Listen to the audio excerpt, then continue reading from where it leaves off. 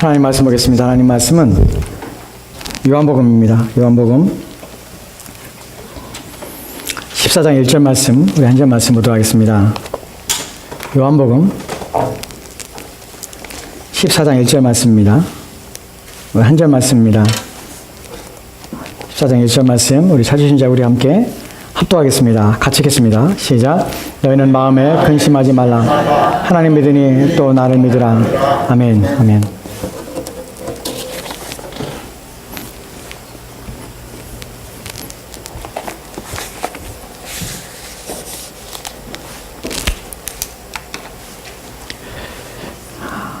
우선 먼저 오늘 본문의 내용, 본문의 구절을 다시 한번 살펴보도록 합시다. 요한복음 14장 1절 말씀에는 너희는 마음에 근심하지 말라. 하나님 믿으니 또 나를 믿으라. 우리가 지난 시간에 이 구절에 대해 살펴볼 때 이 구절의 배경과 또한 이 구절에 담고 있는 의미에 대해서 우리가 좀 살펴봤습니다. 좀 더 오늘 그 내용을 좀 더 들어가 보도록 하겠습니다. 우리가 지난 시간에 살펴본 내용들을 잠깐 말씀을 드리면 이 배경 속에서 제자들이 지금 주시는 말씀이고 제자들은 마음에 근심하고 있습니다. 근데 근심 속에서 이 제자들의 근심의 배경 속에서 예수님께서 제자들을 떠나신다는 말씀을 지금 하고 계시기 때문에 제자들이 두려워하고 있습니다. 무엇인가 자신들의 기대가 또한 자신들의 소망과 또한 장래에 자신들이 바라는 것들이 무너질 때 또한 그것들이 희미해지고 그것들이 사라질 때 우리는 두려움과 근심에 빠지게 됩니다. 그래서 우리의 마음은 요동치기 시작하고 또 우리 마음은 경랑 속에 있게 됩니다. 그래야 우리는 마음의 고통 속에 머물러 있게 되는 것입니다. 이것이 제자들의 지금 상태입니다. 제자들이 지금 소망을 잃어버렸고 또한 기대를 잃어버렸고 꿈을 잃어버린 것입니다. 그러나 이것은 제자들만의 문제가 아니라 오늘 이것은 동일하게 우리 인생에서 우리의 미래에 대한 불확실성과 또 현재의 삶에 대해서 우리 어려움을 겪을 때 우리는 이런 근심과 염려 속에서 우리는 두려움을 느낄 수 있다는 것입니다. 이 본문은 그래서 우리 가운데 오늘 주시는 말씀은 우리 가운데 위로가 되고 힘이 되는 말씀입니다. 본문에 주님께서 너희는 마음에 근심하지 말라. 하나님 믿으니 나를 믿으라. 라고 주님께서 근심에 대해서 해결책과 방법을 우리 가운데 말씀해 주시는데 그러나 우리가 이 방법과 근심에 대해서 정말 주님이 주시는 말씀이기 때문에 이 말씀이 사실이고 또한 이것을 그대로 이 말씀을 그대로 자신의 삶에 적용하는 자들에게는 분명히 그 효력과 그 능력이 있음을 기억하시기 바랍니다. 왜냐하면 그것은 입증되었고 증명이 되었던 사실이기 때문에 그렇습니다. 그렇다면 이 말씀이 동일하게 주어진데 불구하고 여전히 마음에 근심하거나 염려하거나 그런 우리 마음의 격동함이나 또 우리 마음에 견딜 수 없는 고통 가운데 있다는 것은 우리가 무엇인가 우리 자신이 이것을 우리 자신에게 적용하는 문제에 있어서 우리가 무엇인가 잘못하고 있지 않은가 하는 부분을 생각해 보게 됩니다. 여러분, 본문이 말하고 있는 내용 속에서 중요한 것은 예수님께서는 하나님을 너는 마음에 근심하지 말라. 그리고 그 다음에 나오는 내용들이 하나님을 믿으라 하는 것입니다. 이러한 주님의 해결책과 방법에 대해서 우리는 첫 번째로 우리의 마음속에는 이것에 대해서 잘 모르는 경우와 더불어서 또 하나는 이것이 효과적인 해결책이라고 생각하지 않는 경향을 가지고 있습니다. 왜냐하면 우리가 원하는 방법과 방식은 주님이 말씀하시는 방법과 방식과 다르기 때문에 그렇습니다. 우리는 이런 기대를 가지고 있습니다. 무엇인가 마음에 근심하는 상황에 있으면 그 근심의 문제를 해결해 주는 것이 우리의 방법이요 우리가 원하는 방식이라고 우리는 여깁니다. 근데 주님께서는 다른 말씀하시는 것이 아니라 하나님을 믿으라고 말하고 있다는 사실입니다. 하나님 믿는 것과 내가 지금 마음에 근심한 것과 어떤 해결책이 어떤 연결고리를 가지고 있는가 하는 부분입니다.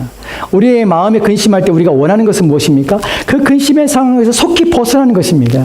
우리를 근심하는 그 문제가 해결되는 것입니다. 그것이 우리가 바라는 방법이요 우리가 원하는 것입니다. 근데 주님은 근심하지 말라 내 문제를 내가 해결하노라 라고 말씀하신 것이 아니라 하나님을 믿으라고 말씀한다는 사실입니다. 즉 주님은 직접적으로 우리 마음에 어떤 영향을 미치는 것이 아닙니다. 오늘날 많은 사람들이 또 많은 방법을 통해서 우리 가운데 마음의 근심에서 벗어날 수 있는 해결책들을 제시하고 있다고 말씀을 드렸습니다. 우리는 근심 때문에 우리의 마음이 상하지 않도록 또한 밤에 우리가 수면을 이루지 못하는 그래서 우리가 잠을 제대로 자지 못함으로 또한 피곤하며 또 우울증에 빠지지 않도록 하기 위해서 우리는 약물을 또 약을 처방받거나 또는 상담을 통하여 또는 쉼을 통하여 또한 여행을 통하여 또는 마음의 다스림을 통하여 묵상을 통하여 여러 가지 다양한 방법 속에서 우리 마음을 지키는 것들이 제시되고 있지만 사실은 그것들은 일시적이고 단회적인 효과를 우리 가운데 줄 수는 있지만 그것이 근본적인 문제요 근본적인 해결책은 아니란 사실입니다. 오직 주님께서 주시는 이 방법만이 우리의 영혼이 안전하며 우리의 근심에서 우리가 완전히 해방되며 벗어날 수 있는 길이라는 것 사실입니다. 이것을 우리가 오늘 말씀을 통하여 다시 한번 여러분이 주시키며 확신시키고자 합니다. 오늘 주님께서 우리 가운데 말씀하시는 것이 바로 그것입니다. 너희가 마음에 근심이 있느냐 마음에 두려움이 있느냐 너희는 하나님을 믿으라는 것입니다.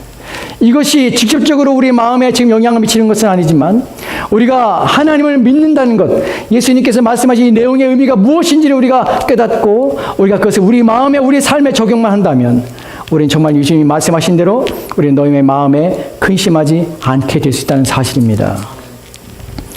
여러분, 하나님을 믿으라는 말씀이 우리 가운데는 직접적인 방책이 아닐 수 있고 해결책이 아닐 수 있지만 주님께서 우리 가운데 제시하고 있는 유일한 방법입니다. 왜 하나님을 믿으라는 말을 시작할까요? 왜 너는 근심하지 말라 하나님을 믿으라 나는 말로 우리 가운데 해결책을 주실까요?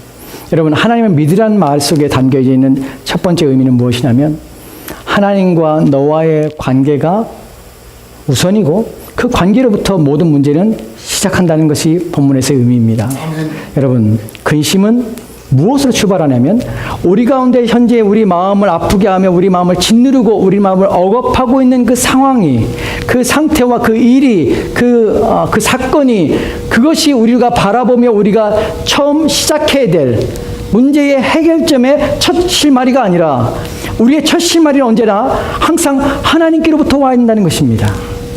우리의 보이는 문제와 우리 닥쳐지는 일들은 우선적인 해결의 문제가 아니라 사실은 그 문제는 부차적이며 또한 차선의 문제일 뿐이지 첫 번째의 문제는 너희 마음의 근심이라는 것은 하나님과 너희의 관계 속에서의 문제요.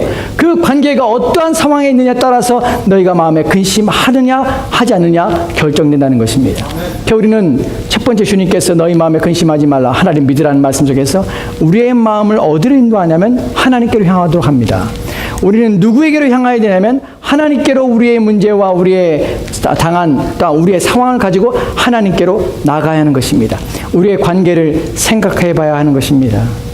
하나님과의 나의 관계가 어떠하신가를 돌아봐야 되는 것입니다. 여러분, 주님께서 하나님을 믿으라는 말씀을 들을 때에 우리 마음에 이런 생각이 들 수 있습니다. 많은 사람들이 이렇게 생각할 수 있습니다. 나는 하나님 믿습니다 라고 생각합니다. 나는 이미 항상 하나님을 믿고 있습니다. 주님, 그런데 하나님을 믿으라니요. 나는 믿고 있습니다. 이미 나는 하나님 앞에 하나님을 알고 있고 또 하나님 믿고 있는 상태입니다. 그런데 하나님 믿으라니요. 만약 누군가 이런 생각한다면 지금 주님께서 마음에 근심하지 말라 하나님 믿으라고 말했던 제자들 또한 하나님을 믿고 있다는 사실을 기억하십시오. 그들은 하나님 믿었습니다. 그런데 주님은 그들에게 말을 합니다. 너희는 마음에 근심하지 말고 하나님을 믿으라고 말합니다. 여러분, 이 말의 의미를 아시겠습니까? 우리는 하나님 믿고 있습니다. 하나님은 항상 믿고 있습니다. 그런데 주님은 우리 가운데 다시 말합니다. 하나님을 믿으라고 말합니다. 여러분, 이 말의 의미는 너희가 하나님을 믿고 있다고 하지만 너희가 만약에 하나님 믿고 있다면 너희 마음에 근심할 수가 없다는 것입니다. 너희 마음에 하나님을 믿고 있다면 너희 마음에 염려나 두려움이 너희 마음에 있을 수가 없다는 사실입니다. 그래서 주님이 말씀하시는 것입니다. 하나님을 믿으라고 하는 것입니다. 나는 하나님 믿고 있지만 나는 하나님을 항상 믿고 있었지만 내 마음에 근심이 있어서 내 마음에 어떠한 일이나 어떠한 사건이나 또한 어떤 사람에 의해서 내 마음이 격동되고 있고 내 마음이 요동하고 있고 내 마음이 안정되지 않으며 내 마음의 평강이 깨어지고 있다면 나는 하나님을 믿고 있는 것이 아니라는 것입니다. 주님께서는 제자들이 하나님을 믿고 있다는 사실을 알고 있음에 불구하고 하나님을 믿으라고 말한 것입니다. 그렇다면 하나님을 믿는다는 것이 무엇입니까? 주님께서는 왜 하나님을 믿으라고 말하는 것입니까? 하나님을 믿고 있다니까요, 주님. 나는 하나님을 믿고 있습니다, 주님. 그런데 주님은 여전히 하나님을 믿으라고 말하는 것입니다. 무엇입니까? 무엇을 해야 되는 것입니까? 우리가 하나님을 믿는다는 것이 무엇을 가리키는 것입니까? 주님께서는 무엇을 지적하고 계시는 것입니까? 이 부분에 대해서 우리가 고민해야 합니다. 이것을 표면적으로 보면 우리는 다 하나님 믿는 사람들입니다. 그런데 내면을 보면 주님께서는 너 정말 하나님 믿고 있니? 라고 물으시는 그 물음 앞에 서게 되는 것입니다. 하나님을 믿는다는 것은 하나님께서는 영존하시는 분이라는 사실을, 영원부터 존재하시는 분이라는 사실을 우리는 첫 번째로 인식해야 합니다. 여러분, 하나님을 믿고 평안과 만족과 위로 속에 살았던 사람들이 있습니다. 우리는 그 사람들을 어디서 발견하게 되냐면 히브리서 11장에서 수많은 증인들을 발견하게 됩니다. 그들은 우리와 똑같이 성정이 동일한 사람들이었습니다. 우리가 똑같은 어려움 속의 인생을 살았던 사람입니다. 우리가 느끼는 고통과 우리가 느끼는 절망과 우리가 느끼는 낭망, 낙심, 문제들, 어려움 속에서 함께 동일한 상황과 어쩌면 우리보다 더 심각하고 더 어려운 지경에서 그들의 인생을 살았습니다. 오늘 우리는 적어도 사회의 치안이나 또한 우리는 적어도 우리의 생명의 안전은 보장은 정부로부터 또한 사회 제도로부터 우리는 보장을 받고 있습니다. 그러나 히브리서 11장에 나온 이 사람들은 우리처럼 이런 상황과 환경 속에 놓였던 사람들이 아닙니다. 언제 어느 때에 도적이와 자기의 생명을 취해갈지 모르는 상황들 속에 놓여있던 사람들입니다. 늘 생명의 위험과 또한 인생의 삶의 문제와 생존의 문제가 끊임없이 자기 앞에 밀려오고 있는 그런 인생을 살았던 사람들입니다. 그런데 그들은 우리보다 더 나은 삶은 살았다는 것입니다. 우리보다 더 큰 문제와 더 큰 어려움 속에 살았음에 불구하고 그들의 마음에는 평강이 깨어지 않을 뿐만 아니라 그들의 마음에는 위로와 또 하나님의 격려와 또한 힘을 공급받아 그들의 삶에는 기쁨이 넘쳤다는 것입니다. 어찌하여 그렇습니까? 어찌하여 그렇습니까? 어찌하여 그들과 우리가 다른 것입니까? 그들과 우리가 다른 것이 무엇인지를, 무엇이 그들이 하나님을 믿는다는 것 속에서 그들이 발견한 것이 무엇인지를 살펴보도록 합시다. 히브리서 11장 6절 말씀에는 이 부분에서 첫 번째 우리 가운데 힌트를 주는 것을 보게 됩니다. 히브리서 11장 6절 말씀입니다. 같이 읽겠습니다. 시작. 믿음이 없이는 하나님을 기쁘시게 하지 못하나니 하나님께 나아가는 자는 반드시 그가 계신 것과 또한 그가 자기를 찾는 자들에게 상 주시는 이심을 믿어야 할지니라. 아멘, 아멘. 믿음이 없이는 하나님을 기쁘시게 못합니다. 믿음이 없이는 하나님께 나아가지 못할 뿐만 아니라 하나님께서 기뻐하지도 않습니다. 하나님께서 원하지도 않는 것입니다. 예, 우리는 믿습니다라고 말합니다. 주님, 나는 주님 믿습니다. 주님 믿습니다. 그런데 이 믿음이라는 것이 무엇을 가리키냐면 반드시 그가 계신 것을 믿어야 한다는 것입니다. 여러분, 여기서 반드시 그가 계신다는 사실을 주목하십시오. 우리는 우리의 하나님께서 내가 믿는다는 사실은 하나님이 반드시 계신 하나님이십니다. 여러분, 반드시 계신다는 의미 속에서는 그 실존에 대해서 우리는 확실성 속에 있어야 한다는 것입니다. 하나님은 어렴풋이 계시는 분이 아닙니다. 계실 수도 있고 아니 계실 수도 있다는 불확실성에 우리가 믿는 것이 아닙니다. 하나님은 반드시 계시는 분이십니다. 지금도 살아계신 분이십니다. 성경은 하나님께서 영원 전부터 계실 뿐만 아니라 영원까지 계시는 분이라고 말씀하십니다. 그래서 우리는 하나님을 영존하시는 하나님이라고 표현합니다. 그것을 믿으십니까? 아멘. 하나님은 영존하신 하나님이십니다. 이 하나님은 영존하시다는 것은 하나님께서는 누구에 의해서 존재하시는 분이 아니라는 사실입니다. 우리는 성경에서 하나님의 이름이 여호와 하나님이라는 것을 우리는 알게 됩니다. 여호와라는 이름의 뜻은 스스로 계신 분이십니다. 누구에 의해서 지어진 존재가 아닙니다. 누구에 의해서 시작된 분이 아닙니다. 그분은 스스로 계셨던 분이십니다. 그분이 하나님이십니다. 우리는 그분이 스스로 계시는 분이시고 유일하신 분이라는 사실 때문에 우리는 이 세상에서 그 모든 것들이 그분을 통하여 주어졌으며 그분을 통하여 온다는 사실을 우리는 또한 알게 됩니다. 여러분, 하나님은 존재하십니다. 그 부분을 기억하십시오. 하나님이 존재하시는 하나님뿐만 아니라 두 번째로는 하나님은 어떤 분이시냐면 하나님은 그 힘과 그 능력과 그 영광이 무궁하다는 사실입니다. 하나님께서는 그 힘에 있어서 그 능력에 있어서 제한이 없으십니다. 하나님께는 못하시는 것이 없습니다. 그래서 우리는 이런 하나님을 전능하신 하나님이라고 표현합니다. 하나님께는 불가능한 것이 없습니다. 이 사실을 믿으십니까? 하나님 모든 것이 가능하십니다. 하나님은 또한 모든 것을 다 알고 계십니다. 그래서 우리는 이것을 전지하신 하나님이라고 표현합니다. 하나님은 다 알고 계시고 또 하나님은 못하신 것이 없습니다. 하나님께서는 또한 그러하시기에 이 세상의 모든 피조물들은 다 그분을 통하여 지어졌으며 그분을 통하여 존재하게 된 것입니다. 그래서 우리는 그분을 창조주 하나님이라고 부릅니다. 이 세상은 우연히 발생된 것이 아닙니다. 여러분 기억하십시오. 이 세상은 자연 발생적으로 존재한 것이 아닙니다. 하나님께서 그분의 치밀한 계획과 세밀하신 속기를 통하여서 하나하나 고유한 특성과 하나하나 고유한 특징을 갖도록 하나님께서는 준비하셨고 그 계획을 성취하셨으며 그 지으신 모든 것을 지금까지도 보존하고 계시는 분이시라는 사실입니다. 아멘. 이것이 성경이 말하는 하나님이십니다. 아멘. 그분은 또한 거룩하신 하나님이십니다. 여러분, 하나님의 거룩하심의 의미 속에 담겨진 것은 하나님은 거짓말을 못하신다는 사실입니다. 하나님은 인간이 아니시니 시건치 않으십니다. 자신의 말을 바꾸실 수 없을 뿐만 아니라 자신의 말에서 변개치도 않으십니다. 왜냐하면 그에게는 조금도 어둠이 없기 때문에 그렇습니다. 왜 우리가 하나님을 신뢰할 수 있습니까? 왜 성경에서 하나님을 신실하신 하나님이라고 말을 합니까? 왜 하나님은 영원토록 그의 사랑과 그의 긍휼이 영원토록 변치 아니하고 무궁한다고 표현합니까? 그분은 영존하실 뿐만 아니라 그분은 변치 않는 하나님이기 때문에 하나님의 사랑하심에 대해서는 우리는 신뢰와 무한한 확신 속에서 우리는 거할 수가 있게 되는 것입니다. 그분이 바로 하나님이십니다. 우리가 하나님의 능력에 대해서, 하나님의 힘에 대해서, 또한 하나님의 영광에 대해서 생각할 때 성경에서 이런 표현들을 보게 됩니다. 우리가 히브리서 11장에서 한 사람의 예를 듭니다. 우리가 하나님께서 전능하신 하나님이시고 전지하신 하나님이라는 사실 속에서 우리는 무엇을 인식하고 무엇을 인지해야 되냐면 이 땅의 모든 되어진 일들 가운데 하나님이 알지 못하는 것이 없다는 사실입니다. 이 세상에 일어나는 모든 사건들 가운데 하나님께서 허락하지 않는 일들이 결코 발생할 수 없다는 사실입니다. 여러분 그것을 믿으십니까? 아멘.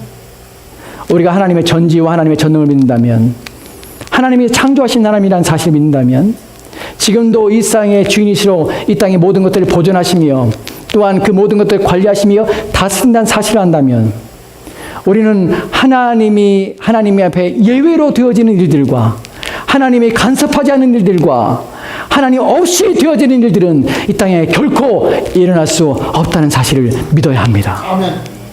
이것이 우리가 믿는 하나님입니다. 하나님은 그러신 분이십니다.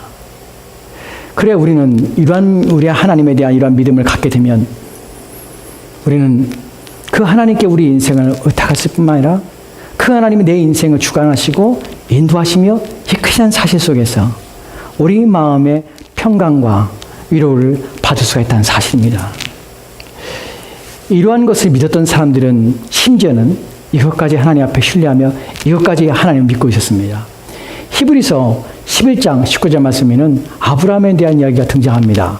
같이 읽겠습니다.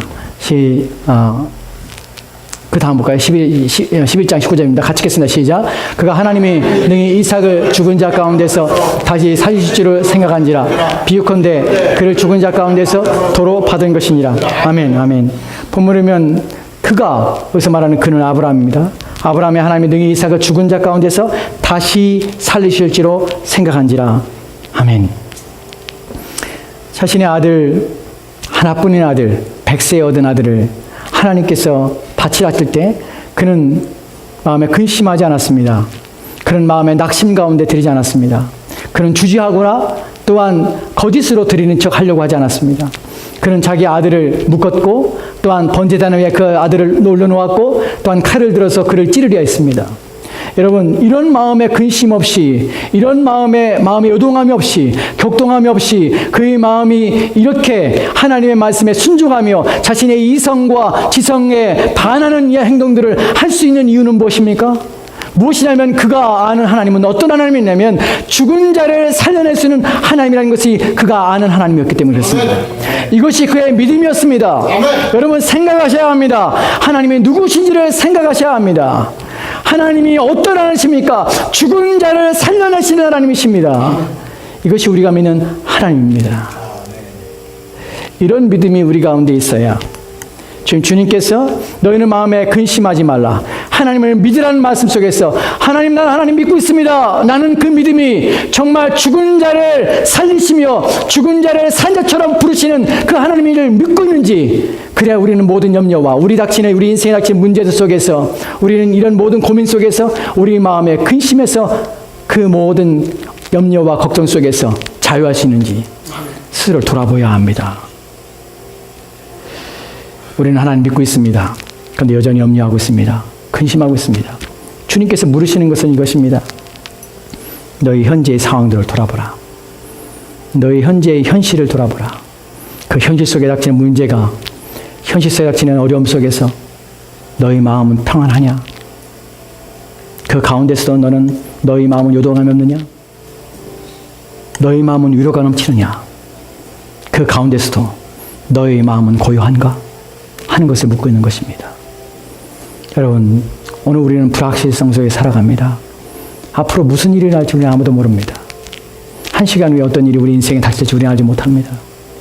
어떤 사람들은 준비된 가운데 비부를 듣는 것이 아닙니다. 예견해서 불행을 맞닥뜨리는 것도 아닙니다. 내가 원하지 않았지만 내 인생에 불행이 들어왔습니다. 내가 바라지 않았지만 내 인생에서 내가 원치 않은 일들이 일어나고 있습니다. 우리의 미래를 생각할 때 어떤 사람들은 아득하다고 합니다. 우리의 미래를 생각할 때 너무나 죽고 싶다고 말하는 사람도 있습니다. 암담하기 때문에 그렇습니다. 무엇이 여러분의 인생을 장담할 수 있습니까? 사람들이 왜 염려와 근심이 떠날 수 없는 인생을 살게 됩니까? 우리의 미래의 삶을 생각할 때 어느 누가 우리의 건강을 보장할 수 있습니까? 나이가 들면 가장 바라는 것이 뭐냐면 건강하게 살다가 아프지 않게 살다가 인생을 마쳤으면 하는 마음을 갖게 됩니다. 누구나 그렇습니다. 인생을 살아서 내 인생 마치는 날까지 혹시 내가 병들어서 자녀들이 수발할까 봐, 혹시 내가 병 때문에 혹시 자녀들에게 누가 될까 봐, 인생 마지막에 정말 비참하게 내 인생을 어떤 인간의 존엄성이 없는 인생을 살게 될까 봐, 의식이 없어서 병원에서 아무런 의식이 없어서 기계의 연명치료에 의지해서 5년이고 10년이고 내가 그런 인생을 살다가 아무도 나를 편안하게 놔주지 않아서 그렇게 내 인생을 마칠까 봐 온통 그런 염려와 걱정과 두려움 가운데 인생의 마지막을 보내기도 합니다. 또한 인생을 살면서 혹시 물적인 문제와 어려움 속에서 내 인생이 망가질까 봐 내가 지금 싸우는 그 모든 것들이 다 흩어지고 다 없어져서 나로 하여금 누구에게 의지하며 다른 사람에게 손을 벌려면 그런 원치 않는 상황들이 발생할까 봐 우리는 염려합니다. 또한 자녀들의 문제와 또한 우리의 사업의 문제와 여러 가지 우리는 우리의 눈을 감고 우리의 암울한 미래를 바라볼 때마다 눈을 감고 우리의 미래에 벌어질 일들과 또한 만약에 혹시라도 있게 될 그 모든 상황들을 생각할 때마다 여러분의 마음은 어떻습니까? 여러분, 그런 것들이 여러분의 인생에 다가온다 할지라도 여러분은 그것을 준비하며 또한 그것이 여러분의 인생에 더 덮쳐오며 여러분 인생에 가득하게 여러분 인생을 쓰러뜨리며 넘어뜨리라 할지라도 여러분 마음은 그 가운데서 여러분 마음은 준비된 가운데 그 모든 것들을 평강과 또한 위로 가운데 확신 가운데 그 모든 것들을 견뎌내며 이겨낼 수 있는 준비된 마음을 가지고 계십니까? 주님이 우리 가운데 묻고 계신 것이 그것입니다. 너는 근심하지 말라. 너희의 미래에 대하여 너희 장래 일들에 대하여 염려하지 마라. 하나님을 믿으라는 것입니다. 하나님을 믿으라. 여러분, 우리가 하나님 믿는다는 것은 그것입니다. 불확실한 미래가 내 앞에 있습니다. 현실은 암울합니다. 또한 어떠한 일들이 내 안에 닥칠지 알지 못합니다. 그러나 그럼에도 불구하고 나는 하나님을 믿습니다. 하나님이 내 인생을 지켜주시고 어떠한 어려움과 고난 가운데서도 내 마음이 잃지 않고 또한 내가 하나님을 바라며 하나님을 의지하며 하나님께서 내 마음을 지켜주셔서 그 모든 상황과 환경 가운데서도 나는 약하지 않을 뿐만 아니라 나는 끊임없이 주님이 주신 위로와 평강 가운데 내 인생이 보존될 것을 나는 믿습니다. 이것이 우리가 믿는 하나님을 믿으라는 것입니다. 여러분, 우리가 누가복음 1장 37절 말씀에는 하나님이 어떤 분이신지에 대해서 천사가 이렇게 마리아에게 말하는 내용을 보게 됩니다. 우리 같이 누가복음 1장 30절 말씀입니다. 같이 읽겠습니다. 시작. 대저 하나님의 모든 말씀은 능하지 못하심이 없느니라. 아멘. 아멘. 여러분, 하나님을 믿으십시오. 대저 하나님께서 말씀하신 것은 능하지 못함이 없습니다. 자기 백성을 향하여 하나님께서 애를 쓰며 수고하시는 일들에 있어서 내가 너를 지키신다. 그 약속은 변치 않습니다. 이 약속을 우리가 믿어야 합니다. 하나님께는 능치 못함이 없다는 사실입니다. 여러분, 주님께서 하나님을 믿으라 말씀하신 것은 세 번째 어떤 내용을 담고 있냐면 모든 인생들에게는 두 가지 길이 있다고 말씀하신 것을 믿는 것입니다. 여기서 말하는 두 가지 일은 하나는 하나님의 축복 가운데 인생을 사는 것과 하나님의 저주 가운데 인생을 사는 것입니다. 하나님의 축복을 받는 인생은 하나님의 말씀과 하나님의 뜻에 순종하여 삶으로 이 생의 삶뿐만 아니라 내세에도 하나님과 더불어서 영원한 복을 누리며 살게 됩니다. 그러나 하나님 앞에 저주를 받은 인생은 이 땅에 살면서도 하나님 없는 인생을 살며 불행한 인생을 살게 됩니다. 또한 이 땅을 끝나는 그 순간에도 그는 영원히 하나님과 분리되어서 어둠 가운데서 고통 가운데 하나님의 진노와 심판 가운데 인생을 마치게 됩니다. 여러분, 하나님께서는 이 땅에 두 길을 주셨습니다. 그래 모든 사람들은 이 두 길 가운데 한 길을 택하여 살게 됩니다. 하나님께서는 이 길에 끝마치는 것들을 지금 이끌어 가시며 이 길의 마지막을 준비하며 이 길의 마지막으로 이끌어 가고 계십니다. 그래서 우리는 종말이라고 합니다. 하나님께서는 두 길을 가운데서 마지막 이 모든 인생의 마지막 결론을 지어야 될 그 과정을 주셨고 그 과정 가운데 우리를 인도해 가십니다. 그리고 주님께서 오시는 그날에 우리는 이 두 길의 끝에 결말을 우리는 보게 될 것입니다.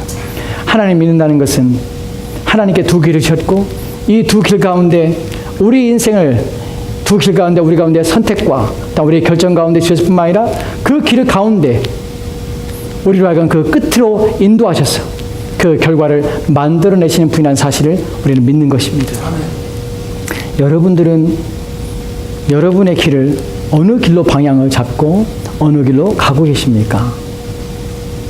하나님께서 두 길을 주셨다는 사실을 믿습니까? 여러분들은 그 길이 복된 길일 뿐만 아니라 또한 저주의 길이 있다는 사실을 믿습니까? 믿는다면 여러분들 어느 길로 가야 합니까? 주님께서 우리 가운데 하나님 믿으라는 말씀 속에서는 우리의 가는 길에 대한 하나님이 정하셨고 하나님께서 그 길을 주셨다는 사실을 믿고 그래야 우리는 복된 길로 가야 됨을 우리는 알고 있는 것입니다. 네 번째로 우리가 주님께서 하나님을 믿으라는 말씀 속에 이런 의미를 담고 있습니다. 우리는 우리 인생에서 벌어지는 모든 이 많은 일들이 그것이 비록 불행한 일일 수도 있고 기쁜 일일 수 있지만 그 모든 일들은 결국 항상 우리에게 있어서 항상 선이 되도록 만들어 가신다는 사실을 믿는 것입니다. 하나님께서는 우리 인생에 벌어지는 각종의 일들을 통하여서 하나님은 그 모든 일들이 우리의 선이 되도록 만들어 가십니다. 이것을 우리는 믿어야 합니다. 저는 여러분들이 여러분 인생에서 벌어지고 되어진 일들, 일어난 일들이 그 원인이 무엇이고 또한 그것이 이유가 무엇인지는 저는 말할 수 없습니다. 저는 알 수 없습니다. 그러나 한 가지 제가 말씀을 드리고 한 가지 성경에서 말하고 있는 중요한 것은 무엇이냐면 비록 그 일들이 우리가 원치 않은 일들일 수 있습니다. 우리를 실망스럽게 만드는 일일 뿐만 아니라 그 일 통하여서 끊임없이 평생 동안 우리의 마음에 짐이 되는 일들도 있을 수 있습니다. 또한 그 일들이 나를 불행으로 마치 나로 하여금 내 인생을 무너뜨리며 내 삶을 흔들며 내 삶을 고통으로 집어넣는 것처럼 그것들이 그렇게 보이며 또한 그것들이 내게 원치 않는 불행을 가져다니는 일처럼 보이기도 합니다. 그러나 우리가 그 원인과 그 이유에 대해서는 알지 못하지만 그러나 중요한 것은 또 우리가 확신하며 또 우리가 신뢰하는 것은 무엇이냐면 그 모든 것들이 하나님의 백성들 가운데서는 그것이 모든 것들이 하나님의 선을 이루시며 우리에게 선이 되는 방향과 결론으로 만들어 가신다는 사실입니다. 이것이 우리가 믿는 믿음입니다. 우리는 이러한 증인들을 많이 가지고 있습니다. 히브리서 11장에 나오는 수하다한 증인들이 바로 그런 증인입니다. 또 현실에도 이러한 증인들을 많이 가지고 있습니다. 여러분, 제가 들었던 간증 중에 자녀가 죽은 부모가 있습니다. 다 키운 자녀입니다. 죽었습니다. 자녀의 죽음 앞에 슬퍼하지 않은 부모가 누가 있겠습니까? 그런 사건들을 겪은 분들의 이야기를 듣다 보면 하늘이 캄캄해진다고 그러죠. 그리고 철부터 주저앉으며 삶의 의욕을 상실한다고 합니다. 이분이 그리스도인이었습니다. 하나님께 나가 부르짖었습니다. 하나님께 이렇게 외쳤답니다. 하나님, 왜 납니까? 왜 내 자식입니까? 이 땅에 나밖에 없습니까? 이렇게 수많은 사람들이 있는데 왜 납니까? 이 땅에 불신자들이 그렇게 많은데 왜 내 자식입니까? 하나님께 부르짖며 하나님께 화를 냈다 합니다. 주님, 왜 납니까? 대답하십시오. 왜 납니까? 하나님이 계신다는 사실을 나 알고 있는데 하나님, 내가 지금 부르짖다는 하나님께 부르짖고 하나님께 질문하고 있는 질문 하나님 듣고 계신 줄 아시죠? 알고 있습니다. 대답하십시오. 대답하십시오. 왜 납니까? 왜 내게 이런 일이 벌어집니까? 왜 내가 하나님 믿고 있는데 내게 이런 일을 허용하셨습니까? 왜입니까? 하고 부르짖었답니다. 며칠이 지나고 계속 그의 마음속에는 하나님에 대한 원망과 불평이 쌓였다고 합니다. 하나님께 나아갈 때마다 하나님께 절규했답니다. 왜 납니까? 근데 그런 절규 속에서 이 사람이 마음속에 이런 생각이 들었답니다.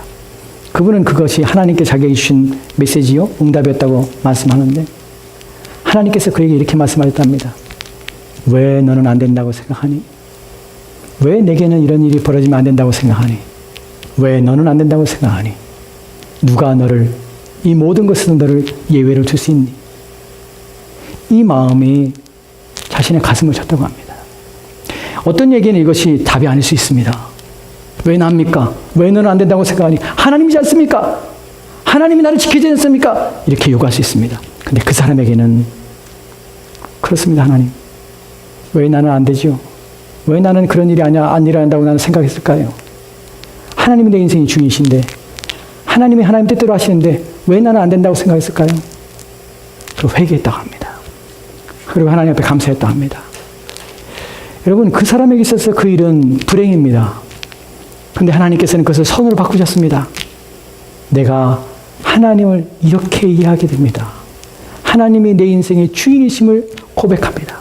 내 자식들의 생명도 하나님께 있음을 고백합니다. 내 것이 아닙니다.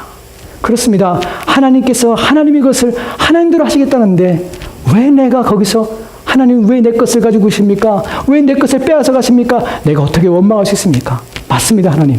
맞습니다. 그리고 자신의 모든 것들 하나님께 드릴 수 있는 마음이 생겼다고 합니다. 여러분, 어떤 일들은 누구에게는 불행한 일들입니다. 누구에게는 참혹한 일들입니다. 우리가 옆에서 지켜볼 때도 너무나 불행한 일을 당합니다. 너무나 가슴 아픈 일을 당할 수 있습니다. 사람들에게서도 예수 믿고 저런 일을 당하니 저주받았다고 사람들이 수군거릴 수 있습니다. 그러나 여러분 믿으십시오. 하나님은 결코 우리 인생에서 우리를 불행으로 또한 우리 인생을 망치는 것으로 우리 인생의 모든 것들을 우리 눈에 불행하게 보이는 모든 것들을 허용한 것이 아니라는 사실입니다. 그 모든 것들은 결국 하나님 우리 가운데 선으로 만들어가시는 과정일 뿐입니다. 그 모든 것들은 선이 되게 하실 것입니다. 여러분, 우리는 이시선 씨라는 사람을 알고 있습니다. 20대의 꽃다운 나이에 대학을 졸업하고 오빠랑 차를 타고 가다가 교통사고가 났습니다. 미처 피하지 못하고 화상을 입었습니다. 안타깝게도 그 얼굴이 전신에 화상을 입어서 형체를 알아볼 수 없습니다. 수많은 수술을 통해서 간신히 얼굴을 회복하였지만 어그러지고 이그러진 그 얼굴을 원래의 상태로 복원할 수 없습니다. 여전히 추합니다. 그 사람의 간증을 들어보셨습니까? 그는 우리보다 더 깊은 하나님을 만났습니다. 우리가 알고 있는 것 이상으로 하나님에 대해 신뢰하고 있습니다. 우리가 경험할 수 없는 하나님을 그는 이해하고 있습니다. 어떤 일들은 어떤 사건들은 그것을 경험하기 전에는 맛볼 수 없는 하나님의 은혜가 있습니다. 그것을 통과하지 않고는 우리가 고백할 수 없는 고백이 있습니다. 아멘. 여러분, 누가 아브라함의 이 고백을 할 수 있습니까? 그 상황을 경험하지 못한 사람은 그 고백을 못합니다. 미우라 아야코라는 사람이 있습니다. 그는 일어날 수도 없었습니다. 질병 때문에 그의 평생의 소원이 무엇이냐면 한번 하나님 내 힘으로 일어나서 화장실 한번 가는 것이 소원이었습니다. 그런데 그 여자가 그 고통 가운데 글을 쓰고 그것이 빙점이란 소설입니다. 그 여인 나중에 병이 치료받습니다. 그 여인이 그런 말을 합니다. 그 책에서 내가 이런 고통을 경험하지 못했다면 이 고통 가운데 만난 하나님을 나는 평생 만나지 못했을 것이다. 우리는 그렇습니다. 우리는 어떤 일, 어떤 상황이 있을 때만 하나님을 만날 수 있는 기회가 있고 그를 통해서 하나님을 신뢰하며 그를 통해서 하나님을 확신할 수 있는 기회가 생기기도 합니다. 그리하여 수많은 사람들이 사업에 실패하기도 하고 자녀의 문제 때문에 가슴에 품고 눈물로 하나님 앞에 나오는 사람도 있습니다. 하나님, 나를 불쌍히 여기십시오. 이 문제를 어떻게 해결합니까? 그래서 더 하나님 앞에 신앙과 믿음으로 살아가기도 합니다. 이것이 하나님께서 우리의 주변에 일어나는 우리가 불행하다고 여기는 그 수많은 일들이 원인과 이유를 모르지만 그러나 결국 그 모든 것들은 합력하여 나의 선을 이루는데 하나님께서 사용하시는 도구란 사실을 우리는 알게 되는 것입니다. 하나님 믿으십시오. 내 눈에 불행하게 보일 수 있습니다. 내 눈에는 내 생각에는 그것이 너무나 잔혹하고 너무나 비참한 하나님께서 나를 비참하게 다루시는 것처럼 보일 수도 있습니다. 그러나 그렇지 않습니다. 그걸 통하여 하나님 만날 수 있는 기회로 삼으시고 그걸 통하여 우리의 신앙이 참된 신앙이 되도록 노력하십시오. 이 모든 것들은 우리에게 유익합니다. 유익합니다. 왜냐하면 우리 하나님은 그렇게 만들어 가시는 하나님이시기 때문에 그렇습니다. 마지막으로 하나 더 보면 우리는 하나님을 믿으라는 이 말씀이 우리의 전 인생을 하나님을 의존하며 전 삶을 하나님께 바치며 그래요. 하나님을 신뢰하는 가운데서 우리의 모든 삶을 주께 드리는 삶으로 살아가라는 의미입니다. 히브리서 11장 26절 말씀 보도록 합시다. 같이 읽겠습니다. 시작. 그리스도를 위하여 받는 수모를 애굽의 모든 보화보다 더 큰 재물로 여겼으니 이는 상 주시는 을 바라봅니다. 아멘. 아멘. 누구의 이야기는 모세의 이야기입니다. 모세가 애굽에 있었으나 그는 애굽의 왕의 입양된 아들로서 인생을 마친 것이 아니라 그는 과감히 거기를 떠나버렸습니다. 뭐라고 표현하면 그리스도를 위하여 받는 수모를 애굽의 모든 보화보다 더 큰 재물로 여겼으니 여러분 하나님을 믿으라는 것은 하나님을 바라보는 것이만이 우리의 생명을 하나님을 바라보는 것만이 우리의 마음의 평강과 위로가 있음을 우리가 신뢰하는 것입니다. 그리고 우리의 모든 것들을 그분 앞으로 그분을 향하여 두는 것입니다. 우리의 인생을 주님 앞에 위탁하는 것입니다. 내 생명을 주님 앞에 위탁하는 것입니다. 내 살고 먹고 사는 모든 것들을 하나님께 의존하는 것입니다. 여러분은 그렇게 하십니까? 주님 말씀하십니다. 하나님을 믿으라. 믿으라. 나는 하나님 믿고 있는데요. 그러면 왜 여전히 여러분 마음의 근심과 여전히 이 땅의 것에 소망을 두고 그것이 여러분의 인생을 보존할 것처럼 지켜줄 것처럼 그렇게 믿고 계십니까? 하나님 믿으라는 것은 내 인생 전체를 그분 앞에 의존하는 것입니다. 그분이 나를 살기도 하시고 그분이 나도 죽기도 하시는 것입니다. 내 모든 건 그분의 손에 달려 있습니다. 이것을 믿는 것입니다. 여러분, 저와 여러분이 하나님을 믿었으면 좋겠습니다. 주님께서 말씀하신 것처럼 하나님을 믿으라는 말에 주님, 내가 정말 하나님을 믿습니다. 라는 그 고백을 드렸으면 좋겠습니다. 기도합시다.